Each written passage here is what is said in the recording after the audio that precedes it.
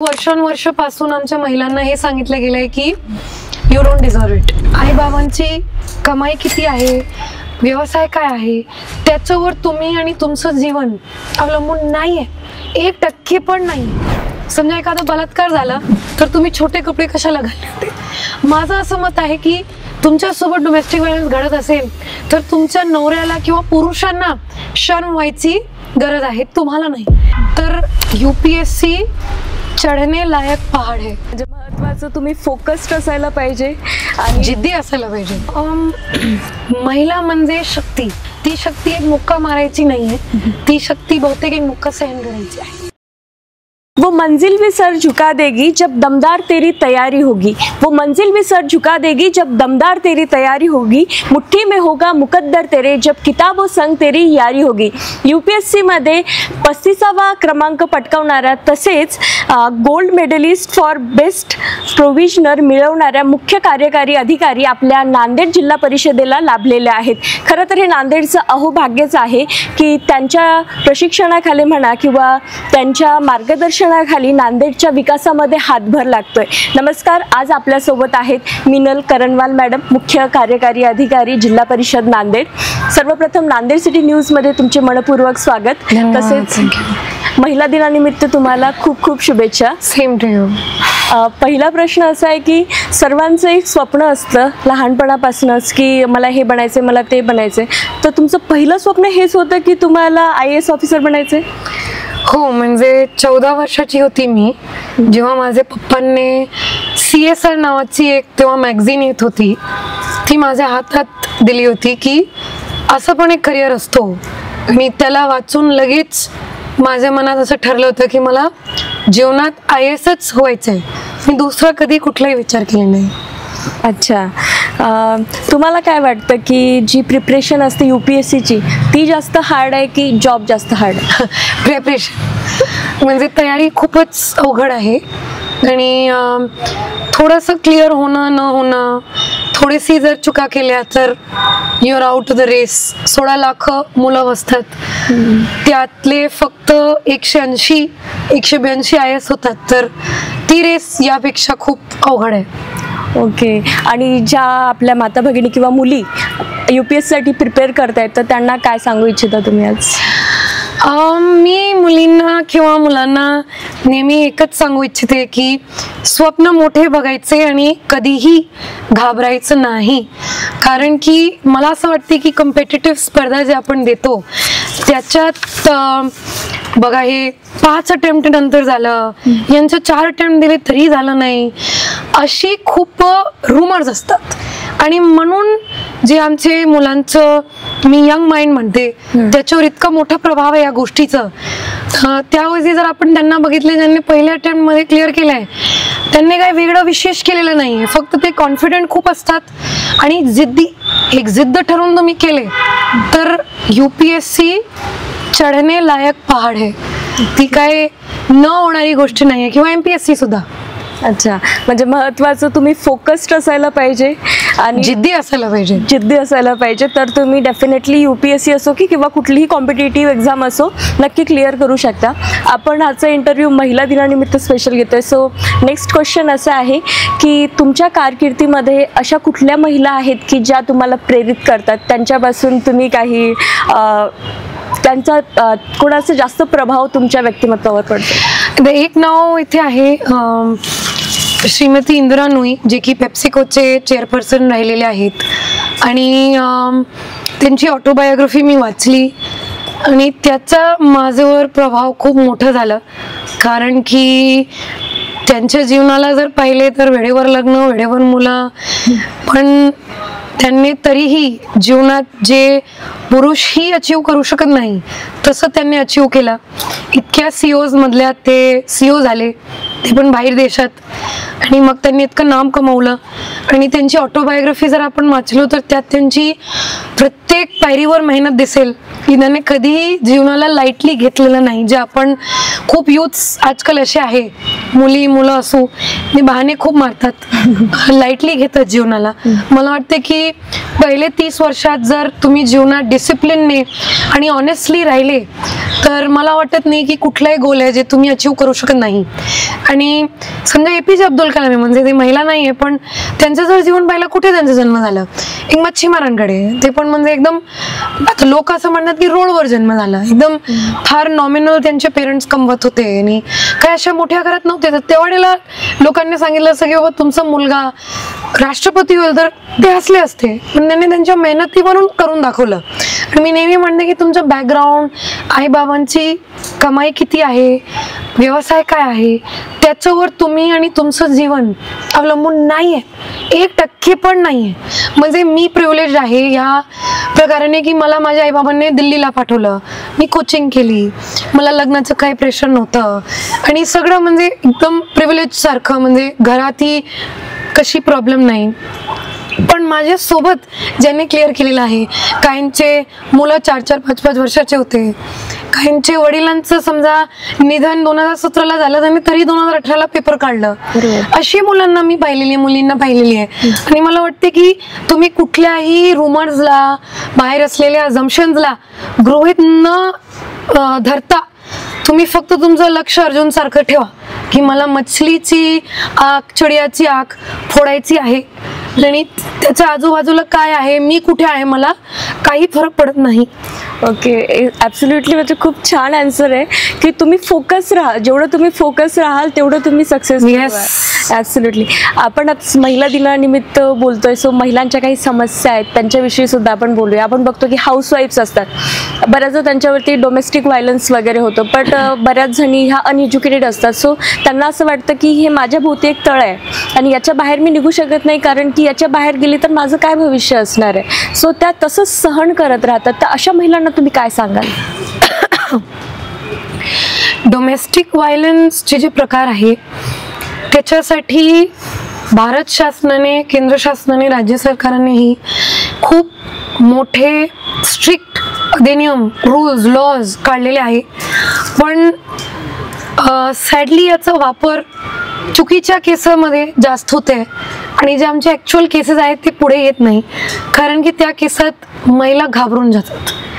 आणि मला त्या महिलांना, त्या मुलींना, म्हणजे ज्यांच्या लवकरही लग्न झालेलं आहे, त्यांनाही हे सांगायचं आहे की लग्न तुमचे जीवनाचं केंद्रबिंदू नाही राहिला पाहिजे. म्हणजे तुमचं लग्न जर चुकीच्या माणसांसोबत झालेलं आहे, तो तुम्हाला मारत असेल तर तुम्ही त्यांना सोडण्यामध्ये 1 मिनिटाची उशीर करू नका, कारण की याचा जीवनाला खूप मोठा धोका असतो. शरीराच्या स्वास्थ्याला नसेल तर मानसिक परिस्थितीला खूप मोठा धोका असते. त्याच्यामुळे एक सायंटिफिक स्टडीमध्ये ऑटो इम्युन जे डिसऑर्डर्स आहेत ते महिलांमध्ये जास्त असतात, कारण की त्यांच्या दुःखाला, त्यांच्या रागाला ते इतके वर्ष दाबून ठेवतात की ॲक्च्युअलमध्ये मला ॲक्च्युली त्याचं दुःख आहे की आमच्या पालकांना, मुलींच्या पालकांनाही आणि मुलींनाही असं वाटते की समाजात त्यांचं नाव खराब होईल. आणि एक प्रकारची विक्टिम ब्लेमिंग आहे की समजा एखादा बलात्कार झाला तर तुम्ही छोटे कपडे कशाला घालले होते. माझं असं मत आहे की तुमच्यासोबत डोमेस्टिक व्हायलन्स घडत असेल तर तुमच्या नवऱ्याला किंवा पुरुषांना शर्म व्हायची गरज आहे, तुम्हाला नाही.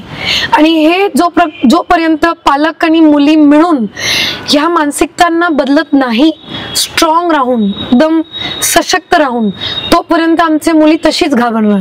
पण माझं असं मत आहे की सुरुवात कुठेतरी झाली पाहिजे आणि त्यात 5 कुटुंबांनी जरी लीड घेतली, मला वाटते की सगळ्यांना तसं उदाहरण मिळेल आणि तो जीवन तसं जीवनासारखं बेस्ट आहे. तुम्ही समाजासाठी जर लीड घेतले आणि तुम्ही फक्त बसून डोमेस्टिक व्हायलन्सला सहन केले, तशा जीवनाचं जरी समाजात तुमच्याबद्दल खूप छान म्हणत असेल, तशा जीवनाचं काहीच अर्थ नाही. अगदी बरोबर म्हणताय. स्टँड घ्यायला पाहिजे, स्वतःसाठी स्टँड घ्यायला पाहिजे प्रत्येक मुलीने, त्यांच्या परिवाराने.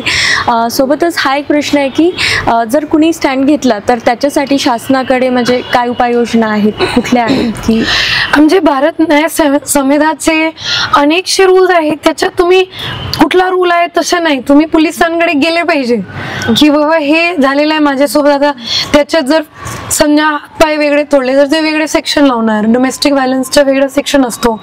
आणि मी तुम्हाला सांगते इतकं स्ट्रॉंग आहे की जर बरोबर कार्यवाही याच्यात झाली तर समोर ज्यांनी ही पीडा तुम्हाला दिलेली आहे त्यांच्यासाठी जीवन खूप अवघड राहते. याचा मिसयूज होते, ती दुर्दैव आहे समाजाचं. पण याचा जर खरंच यूज झालं, वापर झाला तर समाजाच्या मुलींना अजून प्रोटेक्शन मिळेल याच्यापासून. नक्कीच करायला पाहिजे, यूज करायला पाहिजे, थोडंसं स्टँड स्वतःसाठी पण घ्यायला पाहिजे महिलांनी. तुम्ही मुली हा उल्लेख केला तर एक प्रश्न असाही आहे की आजकाल बालविवाह जरी खूप प्रमाणात कमी झाला आहे पण गावाकडे पाहिलं किंवा पाड्यावरती ज्या अनुसूचित जाती जमाती आहेत त्यांच्यामध्ये आजसुद्धा 14-15 वर्षांच्या मुलीचे लग्न होतात. तर मग हे प्रकार होऊ नये, टळावेत, यासाठी काय उपाययोजना आहेत? बालविवाह एक असा प्रकार आहे ज्याच्यात कुटुंबांना वाटते की माझी मुली यांना दिली, जनरली जवळपासचे लोक असतात ते, की ती सुरक्षित राहणार म्हणून ते लोक त्या दृष्टिकोनातून पण करतात किंवा हे माझा बोज आहे म्हणून त्यांना देऊन टाकतात. याच्यात पहिला तर मला सांगायचं आहे की अधिनियम, आमचे लॉज रूल्स इतके स्ट्रिक्ट आहे की हे व्हिडिओ बघणारे जे युवक आहेत त्या गावांचे जर असेल तर त्यांनी पटकन रिपोर्ट करायला पाहिजे आणि त्यांची आयडेंटिटी, त्यांची ओळख सुद्धा डिस्क्लोज करता येत नाही.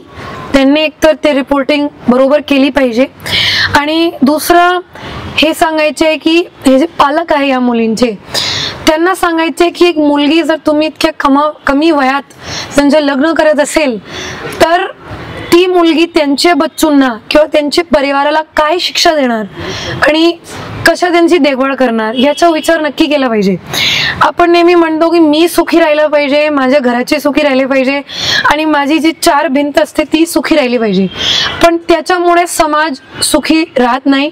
आणि जे पीस आपण म्हणतो, शांतता जी समाजात राहिली पाहिजे, ते फक्त स्वतःचा विचार करून तशी प्रोग्रेसही होणार नाही समाजात, तशी शांतताही येणार नाही. तर तुम्हाला जोपर्यंत विचार करता आला नाही की मी जरी मेला माझी मुलींचा परिवार पूर्णपणे बर्बाद होईल, खराब होईल, ध्वस्त होईल, याचा विचार जर तुम्ही करत नसेल तर तुम्ही समाजासाठी कुठल्याही उपयोगाचे नाही. अगदी बरोबर.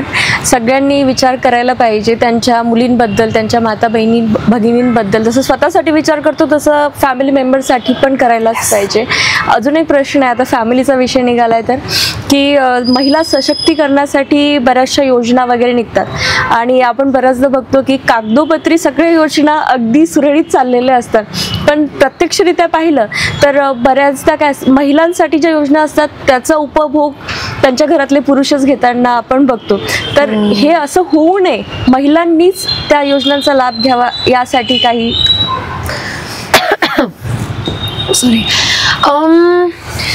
ॲक्च्युअलमध्ये ही जी प्रॉब्लेम तुम्ही सांगतायत ही फार कॉम्प्लेक्स आहे. कारण की वर्षानुवर्षापासून आमच्या महिलांना हे सांगितलं गेलंय की यू डोंट डिझर्व इट, तुम्ही याचं पात्र नाहीये.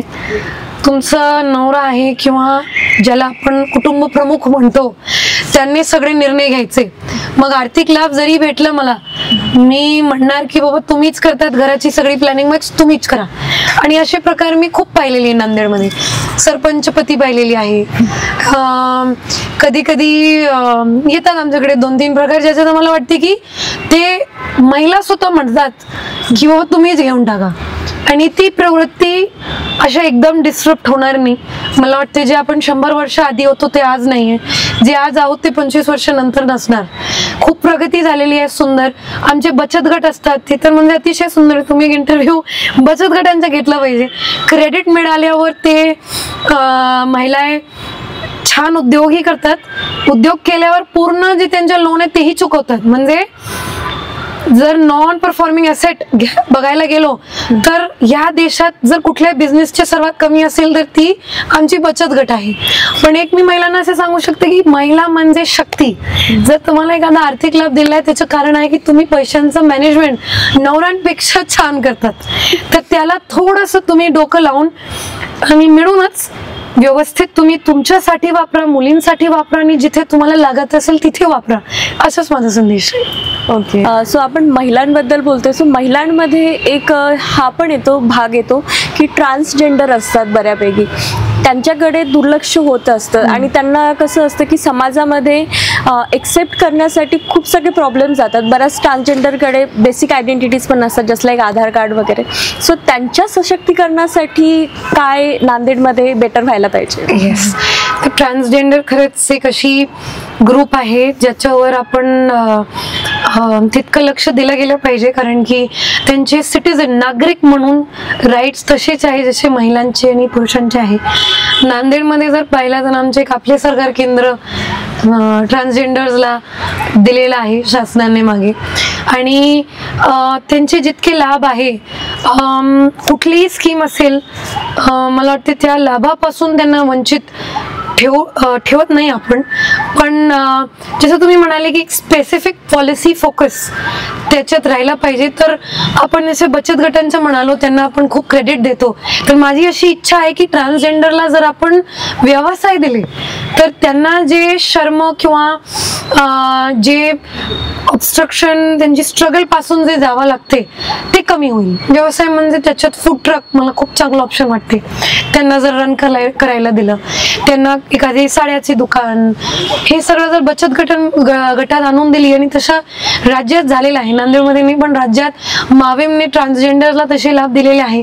आणि आमची इच्छा आहे की नांदेडला सुद्धा मावेमशी कोऑर्डिनेट करून आपण तसे लाभ ट्रान्सजेंडर्सच्या बचत गटांना देऊ. नक्कीच, जर तसं झालं तर हे नांदेडच्या इतिहासामध्ये एक खूप सुवर्णक्षण असणार आहे. ट्रान्सजेंडरबद्दल आपण बोलतो, समस्यांबद्दल बोलतो, तर अजून एक महत्त्वाची समस्या आहे की ह्युमन ट्रॅफिकिंग. ह्युमन ट्रॅफिकिंगमध्ये कागदोपत्री जरी आकडा कमी होत चाललाय, तर खरं पाहता तो आकडा म्हणजे प्रत्येक 10 मिनिटाला एक मुलगी ह्युमन ट्रॅफिकिंगचं शिकार बनत आहे.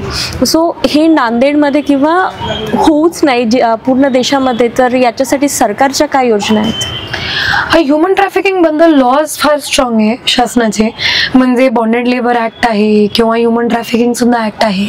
आणि त्याच्यात समजा हे लोक आढळून येतात, चाइल्ड लेबरचे मॅक्सिमम याच्यात इश्यू असतात, किंवा कधी कधी ब्राईड ट्रॅफिकिंग सुद्धा करतात. म्हणजे त्यांना जर एखाद्याला ब्राईड हे करून घ्यायचं तरी पण ट्रॅफिकिंग असते. त्याचे बरेचसे कार्टल, ऑर्गनाइज क्राईम ज्याला म्हणतो, त्याला पकडले जातात. त्याची एक हेल्पलाईन पण आहे ह्युमन ट्रॅफिकिंगची. ते म्हणजे आता मला त्याचा नंबर माहीत नाही, पण कशा असते की लोकांना याची जाणीव खूप गरजेची आहे. मला वाटते आपण ह्युमन ट्रॅफिकिंग बद्दल एक वेगळं सेशन जरी घेतलं त्याच्यात त्या हेल्पलाईनला शेअर करता येईल.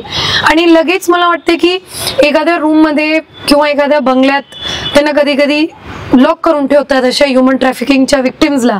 तर आजूबाजूच्या लोकांना सेन्सिटिव्ह याच्याबद्दल राहणं खूप गरजेचं आहे.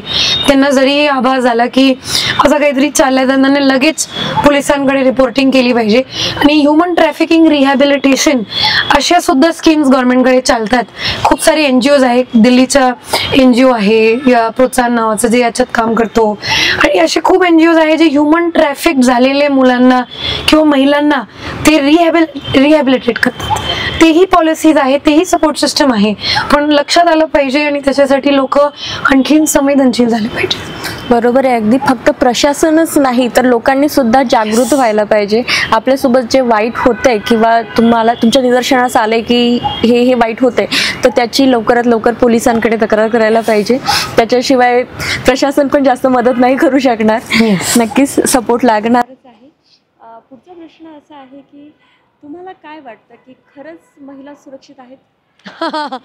वा, फार कॉम्प्लेक्स प्रश्न आहे, पण I would like to say yes. की आपण नक्की तसे इन्सिडेंट्स पाहतो जिथे आम्हाला राग येते. एखादं बलात्कार झालं, एखादं घटना अशी घडली की आम्हाला खूप राग येते की बाबा जर असं घडत असेल मग आमच्या समाजाचं काय. पण आपण ग्रॅटिट्यूड जे आपण शुक्रगुजार ज्याला म्हणतो, की आपण थँकफुल नाही आहे की जे आपण 20 वर्ष आधी होतो, समजा 2012 निर्भयच्या वेळेस जे आपण होतो ते आज 2025ला आपण नाही आहे. तर म्हणजे खरंच महिला सुरक्षित आहे का, त्याचं उत्तर खूपच कॉम्प्लेक्स जाईल की मॅडमांनी हो कसं म्हटलं किंवा नाही कसं म्हटलं. पण मला पर्सनली विचारलं की मी दिल्ली युनिव्हर्सिटीला शिकलेली आहे, आज जर मी त्या क्षेत्रात जाते मला खूप वेगळं वातावरण दिसते. आणि 2012ला जेव्हा मी ग्रॅज्युएशन करत होती तेव्हा खूप वेगळं वातावरण होतं. जर मला हे प्रश्न विचारला की मॅडम आणखीन सुधरू शकते, आय वुड से 100% येस, की आणखीन त्याला स्कोप आहे. कसं आहे, यूथ प्रशासनाला फार युनिटेंजन्शियली पाहतात, म्हणजे चूक किंवा राईट. आणि माझं मत असं आहे की मी त्याला स्पेक्ट्रम पाहते. म्हणजे जर मी महिलांच्या सुरक्षतेला 10 वर्ष आधी 10पैकी 2 नंबर दिले असते तर मी आज त्याला 5 नंबर देईल. आणि मी म्हणेल की आणखीन 5 ते कमवणार आणि होईलच. पण 2 पासून आपण 5 वर आलो आहे. आणि काय काय जिल्हे असे असेल जे 5 पासून 7 वर पण असेल. पण एकतर तो कॉम्प्लेक्स पण आहे विषय, पण scope for improvement is there. But आम्ही 10 वर्षापासून 10 वर्षापेक्षा वी आर बेटर. नांदेडमध्ये तुम्ही किती स्कोअर द्याल 10 पैकी? I would give a good 6.5 I would say की है. मी स्वतः म्हणजे कधी कधी मला मन वाटते की मी निघून जाते. तर मला तर आजपर्यंत, आणि असे नाही की मला लोक ओळखत आहेत, मी एकटी निघते कधी कधी, मला ओके वाटतं असं काही नाही. म्हणजे आधीच्या पेक्षा आता खूप चांगली it is good and there is scope of improvement. म्हणजे मी म्हणते की आणखीन सुधारण्याचं स्कोप आहे आणि भविष्यात अजूनही होणारही. कारण की ती संवेदनशीलता मला वाटते खूप मोठ्या प्रमाणे आलेली आहे, समाजातही असू प्रशासनातही असू. तसं जे 10 वर्ष 15 वर्ष आधी जरी गुन्हेगार करायला हे म्हणजे त्यांच्यामध्ये करेज होतं की मी करणार हे, आज तो 10 वेळेस विचारेल की हे करणार की नाही. आणि तीही मोठी बदल आहे. आणि अजून एक प्रश्न आहे की आजही महिलांना प्रत्येक क्षेत्रामध्ये समानतेची वागणूक नाही मिळत. That is also true. याच्याही समान उत्तर राहणार आहे की समजा 20 वर्ष आधी, आता आमच्या IASला बघा, माझं बॅच 11 लोकांचं आहे, त्यापैकी 6 महिला आहे, ऑलमोस्ट 50%. तर हे मला वाटत नाही आधी कधी होत होतं. हे नवीन आता इतक्या जे 20 वर्षापासून काम चाललेले आहे, बेटी बचाव बेटी पढाव चाललं आहे, त्यांना आणखीन समृद्ध करायचं चाललं आहे, याच्यामुळे फरक झाला आहे. हे मी सांगू शकत नाही की हे परफेक्ट सिच्युएशन आहे, पण तशी कुठलीही सिच्युएशन परफेक्ट नाही आहे, आणखीन परफेक्ट होऊ शकते. आणि आज पण खूप असे वर्क प्लेसेस आहे जिथे महिलांना बहुतेक जी क्वालिटी त्यांना अपेक्षित आहे आणि जी अपेक्षित राहिली पण पाहिजे ती नाही. पण मागच्यापेक्षा छान आहे परिस्थिती आणि अजून सुधारणा होणार आणि ते करणार. मुख्य कार्यकारी अधिकारी म्हणून काम करताना तुम्हाला काय काय चॅलेंजेस आले? एखादी स्टोरी आठवते तुम्हाला? आठवते. मी ॲक्च्युली आज 8 मार्च आहे, मी बालिका पंचायत केली होती. आणि बालिका पंचायतीच्या कार्यक्रमात काय होतं की मला फक्त 60 चांगले सरपंच निवडून त्यांना म्हणायचं होतं तुम्ही बालिका पंचायत कॉन्स्टिट्यूट करा, म्हणजे निवड नाही सिलेक्ट करा, आणि त्याच्यानंतर तुम्ही त्यांना एक्सपोजर द्या बऱ्यापैकी गावात काय चाललं आहे, त्यांचे काय विषय आहे वगैरे. आणि हे पहिल्यांदा होत होतं की कुठलेही बिल्डिंगचं फीत नाही कापलं, कुठलेही पैसे खर्च नाही केले. तर सरपंच पण कन्फ्यूज झाले की बाबा मॅडम काय सांगताय मला करायला, आणि याच्याने होणार काय, केलं तरी होणार काय. मग त्याला 3-4 महिने मला इतकी मीटिंग्स घ्यावी लागली. त्या सरपंचांना माझ्यापर्यंत ॲक्सेस दिली की बाबा तुम्हाला जे काय काम हवं आहे, तुम्ही जर बालिका पंचायतींना व्यवस्थित केले की तुम्ही डायरेक्ट माझ्यापर्यंत तुमची गावाची अडचण किंवा मागणी माझ्याकडे मांडू शकतात. मग ते कामावर लागले आणि त्याच्यातून इतकी चांगल्या गोष्टी निघाल्या, म्हणजे पण ती मला आठवण राहील. पंचायत जसं ते शो असतो प्राईममध्ये की बाबा हे मॅडम काय बोलू लागले की बालिका पंचायत करायची आणि त्याच्यामुळे काय होणार, पण हळूहळू त्यांना इतकं सुंदर समजलं, त्यांनी करून दाखवलं म्हणजे शेवटी. अरे छान. सरते शेवटी आपल्या जिल्ह्यातल्या महिलांसाठी भविष्यात काय दृष्टिकोन असणार आहे आणि त्यासाठी आपल्याकडे कुठल्या योजना आहेत? महिला म्हणजे शक्ती. मी नेहमी म्हणते की शक्तीला, दुर्गाला आपण महिलांचं रूप दिलेलं आहे. त्याचं काय कारण आहे? आपण एकही पुरुष ईश्वरांना शक्तीचं रूप नाही दिलंय, पण महिला ईश्वरांना दुर्गा शक्ती हे दिलेलं आहे. त्याचं कारण आहे की महिला ॲक्च्युअलमध्ये खूप शक्तिशाली असतात, पण ती शक्ती वेगळी आहे. ती शक्ती एक मुक्का मारायची नाहीये, ती शक्ती बहुतेक एक मुक्का सहन करायची आहे. आणि ती जी शक्ती आहे त्याचा वापर शासनात सुद्धा व्हायला पाहिजे अशी आमची धारणा राहते की बाबा जितकी लिडरशिप रोल्स आपण महिलांना देऊ शकलो, जसं 2029 पासून महिलांना विधानसभेत आणि लोकसभेत आरक्षण दिलेलं आहे. आमच्या ग्रामपंचायतला आरक्षण आहे. मी नेहमी म्हणते आमच्याकडे जितकी महिला कर्मचारी असतात ती पुरुषांपेक्षा, आणि पुरुष याला मनावर घेऊ नये, त्यांच्यापेक्षा सिन्सिअर असतात. त्यांना 2 काम बोलले तर ते 2 काम बरोबर वेळेवर पूर्ण करून आणतात. त्याच्यात ही महिला आहे जे बरोबर करत नाही, पण असं म्हणत नाही मी 100% महिला एकदम बरोबर करतात, पण महिलांचा एक सिन्सिअर स्वभाव असतो, एक डेडिकेटेड स्वभाव असतात, आणि त्याला मला वाटते टॅप करायला पाहिजे. त्याला पुढे घेऊन आणखीन जसं लखपती दीदी एक स्कीम आणलेली आहे, आणि मला वाटतं इतकी सुंदर, अतिशय सुंदर स्कीम आहे ती, की त्याच्यात प्रत्येक दीदीला म्हणजे बचत गटांच्या महिलांना लखपती करायचं आहे. आणि आज रोजी 61,000 महिला नांदेडच्या लखपती झालेल्या आहे. आणि हे लखपती कशाला झाले? त्यांची मेहनत म्हणून. त्यांच्या बिझनेसमध्ये कोण मदत केली? त्यांचं लोन घेतलंय, बिझनेस केलाय आणि चुकवलंय, म्हणजे इतकी मोठी गोष्ट आहे ही. म्हणून मी म्हणते महिला शक्ती आहेत. तुम्ही तुमच्या डोक्याला कुठल्याही प्रकारचे रुमर्स की आम्ही हे करू शकत नाही, ते करू शकत नाही, कारण की आजपर्यंत केला गेलेला नाहीये, त्याला घेऊन बसू नका. तुम्ही शक्तिशाली आहे आणि तुमची शक्तीची ओळख तुम्ही स्वतः करू शकतात, बाकी कोणी करणार नाही. अगदी बरोबर. सगळ्यात शेवटचा प्रश्न की महिला दिनानिमित्त तुम्ही सर्व मुलींना आणि महिलांना काय संदेश द्याल? मी सगळ्या महिलांना हेच संदेश देऊ इच्छिते जे आता बोललेली आहे, की स्वप्न इतके मोठे बघा की कोणाला कळू नये. एकदमही भिवू नका, म्हणजे भीतीचं प्रमाण 0% राहायला पाहिजे, एकदम 0.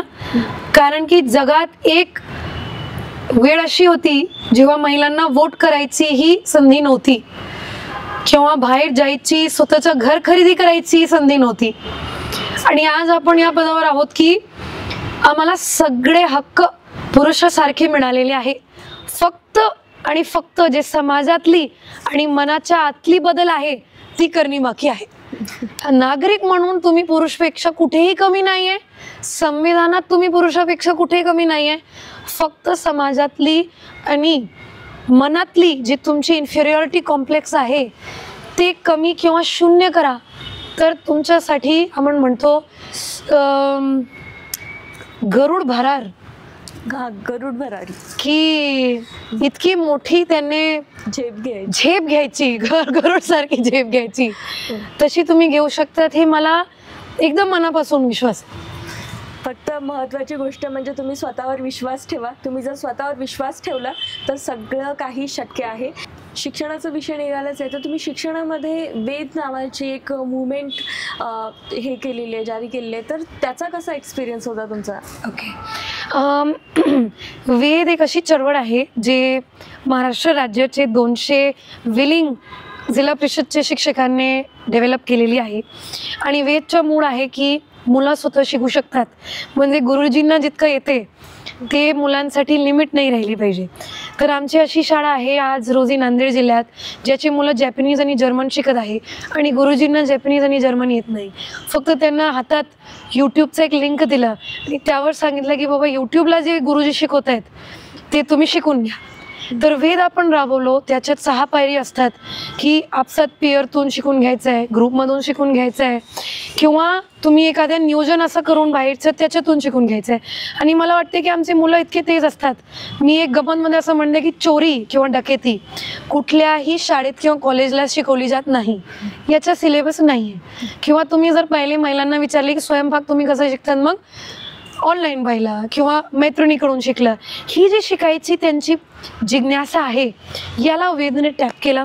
आणि आज रोजी आमच्याकडे अशी मुलं आहे जे या नियोजनामुळे आणखीन शिकून राहिले. आमच्यासाठी म्हणजे आता तो मार्ग खूप लांब आहे.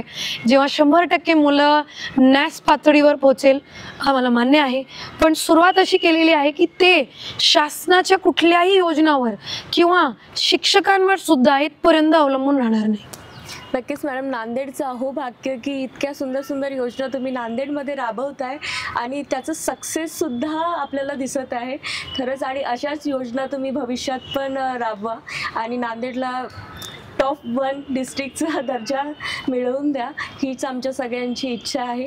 धन्यवाद, खरंच तुम्ही खूप छान मार्गदर्शन केलं, तुमचा वेळ दिलात त्याबद्दल नांदेड सिटी न्यूजकडून तुमचे मनपूर्वक धन्यवाद. थँक्यू, धन्यवाद. आज महिला दिनानिमित्त नांदेड सिटी न्यूजने माझा एक इंटरव्ह्यू घेतला, मुलाखत घेतली आणि खरं तर सोशल मीडिया असं प्लॅटफॉर्म आहे ज्यातून आपण आणखीन म्हणजे लाखो लोकांपर्यंत पोहोचू शकतो.